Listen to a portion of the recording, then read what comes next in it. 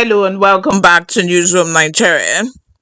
And today we are diving deep into a troubling and emotional charged story: the abduction of 36 schoolgirls from Government Girls Comprehensive Secondary School Maga in Kebbi State.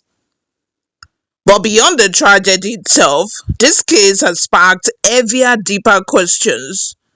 Why were personnel withdrawn shortly before the attack? Who authorized it? And what does this incident say about Nigerians' worsening security landscape? Stay with me for the full breakdown. And if you're new here, make sure you hit the subscribe button, like this video, also turn on the post notification bell, and join the conversation. This one, we need to talk about it. Let's start with the facts. Governor Nasir Idris of Kebbi State revealed something deeply unsettling. Military troops were deployed to secure the school after intelligence warnings suggested an imminent attack. But according to him, the troops pulled out around 3 a.m. and by 3:45 a.m., armed men stormed the school and abducted 36 girls. The governor shared this during a meeting with NLC President Ajaero, who was in the state to commiserate. Idris said, and I quote, "The military was deployed, but withdrew by 3 a.m. and by 3:45 a.m. the incident happened." He said the state once answered, "Who authorized the military to withdraw? How did security personnel pull out at such a critical time?" These are not small questions. Before we dig deeper, remember to subscribe. This kind of deep dive content needs your support. Governor Idris emphasized that state and federal authorities are working around the clock to rescue the abducted girls. He said President Bola Tinubu has shown commitment, sending Vice President Kashim Shettima to Kebbi, while Minister of State for Defense Bello Matawali has relocated to the state to coordinate rescue efforts. Religious leaders have also been instructed to intensify prayers, a familiar pattern in Nigerians' crisis response circle. Meanwhile, Ajaero, president of NLC, described the attack as deeply troubling, especially at a time when Kebbi had been experiencing governance improvements. Ajaero even hinted that this is more than a mere coincidence, which leads us into the bigger conversation. Let's zoom into the heart of this story. We have intelligence reports warning of a possible attack. Security meetings held to address the threat. Troops deployed to protect the school. Troops withdrawing at 3 a.m. Attack happened at 3:45 a.m. That timeline on its own is very alarming. The governor says the state is seeking clarity. Who gave the order? Why was the withdrawal done at that particular time? Was it a communication breakdown, a lapse in coordination, or something more? These questions are valid, but at the moment, there is no confirmed evidence that the withdrawal was intentional sabotage or government complicity. Still, when patterns repeat across states, Katsina, Zamfara, Niger, Kaduna, Nigerians naturally begin to suspect deeper issues within security structures. Even the US have accused Nigerian government of being complicit in this matter.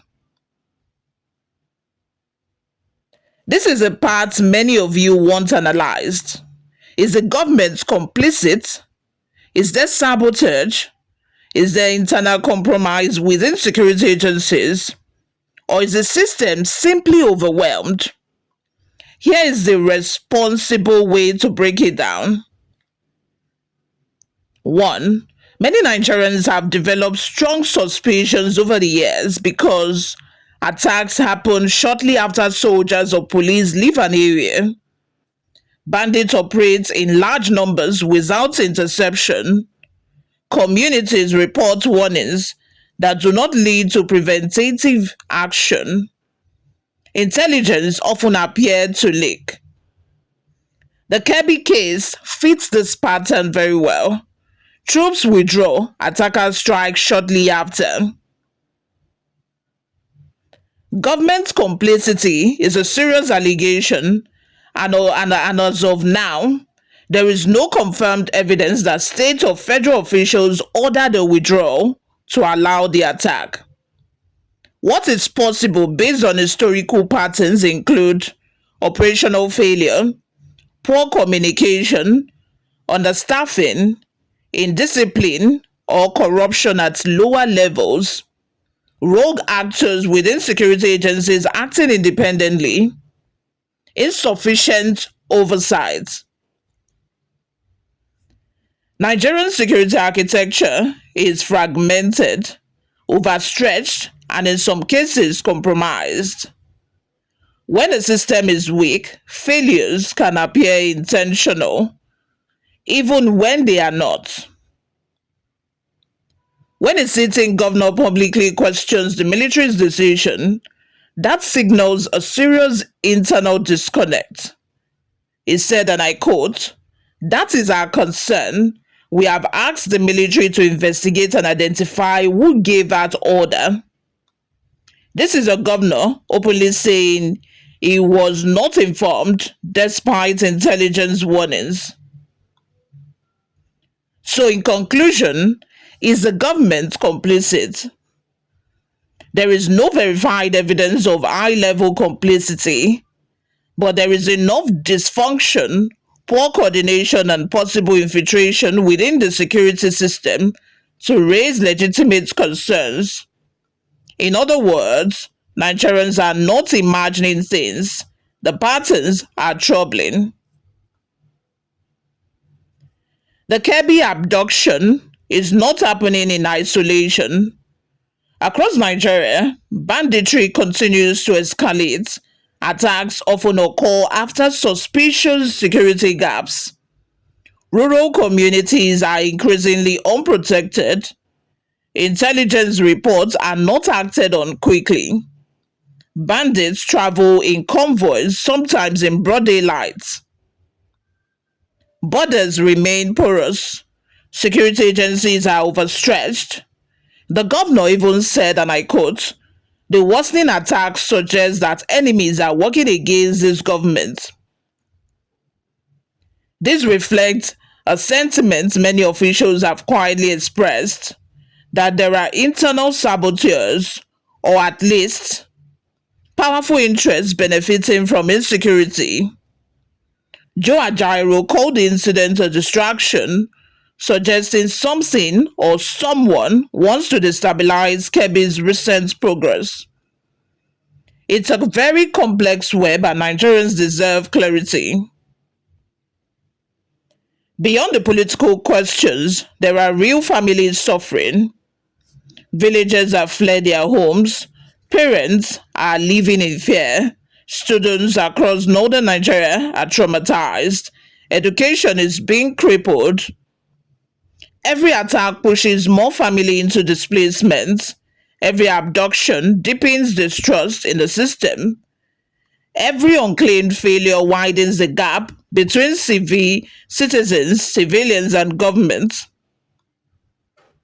These are not just numbers, these are children. Let's take a moment to think about those 36 girls. Nigeria needs transparent reporting after major security incidents. Governors must have more operational control over security within their states. Troop movements should not occur without proper authorization and documentation. Communities must be integrated into early warning systems. Banditry must be treated as terrorism consistently. Internal sabotage, if it exists, must be rooted out through independent investigation. And most importantly, Nigeria must end the culture of intelligence without action. A nation cannot survive on prayers alone. Prayers must be backed with strategy. The Kebbi school abduction raises painful questions, but also necessary ones. Not because we want conflict, but because accountability saves lives. We'll continue following the story as updates emerges. If you found this breakdown valuable, please like the video, subscribe to this channel. Tell me in the comment section, do you believe the withdrawal of troops was coincidence or something deeper? Your voice matters. Let me know in the comment section what your thoughts are. My name remains Oluwayomi Temlola. Until next time, stay safe, stay aware, and may those girls return home safely. Amen. See you in my next video, guys. Bye for now.